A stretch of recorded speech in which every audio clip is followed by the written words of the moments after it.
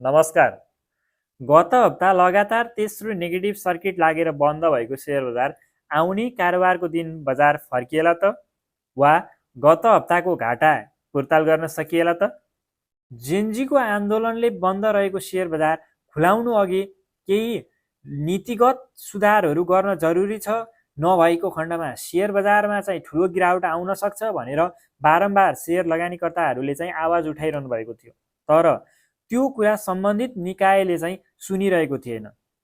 त्यसको फलस्वरूप गत बिहिबार जेनजीको आन्दोलनपछि खुलेको सेयर बजारमा उच्च गिरावट आएको छ। -6% को नेगेटिभ सर्किट लागेर बजार बन्द भएको छ। लगभग 160 अङ्कको पहिरो आएको छ सेयर बजारमा। यो सँगै ढिलै भए पनि अर्थ मन्त्रालयले केही कुरा बुझेको छ।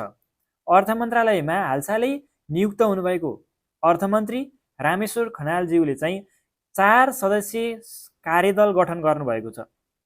पुँजी बजार सुधारका लागि भनेर राष्ट्र ब्याङ्क, सेवन, नेपाल स्टक एक्सचेन्ज र अर्थ मन्त्रालयका कर्मचारी सहितको 4 सदस्यीय कार्यदल गठन गरेर पुँजी बजार सुधार चाहिँ कसरी गर्न सकिन्छ, पुँजी बजारमा के कस्ता समस्याहरू छन्, त्यसको सावधानका उपायहरू पेश गर्नका लागि भनेर एउटा कार्यदल गठन गर्नुभएको छ।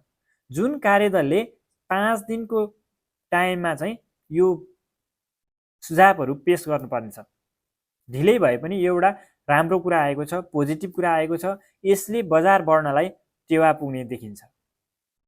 त्यो सँगै सेयर बजारमा उच्च गिरावट आए पछाडि आक्रोशित लगानीकर्ता, त्रासित लगानीकर्ताहरूलाई मलम लाउने कोसिस गरेर केही लगानीकर्ता सङ्घ भनौँ या लगानीकर्ताहरूले धितोपत्र बोर्डमा गएर चाहिँ यो बजारमा हाल लागू भएको 15 मिनटको यो चाहिँ टाइमिङ थियो, यो एउटा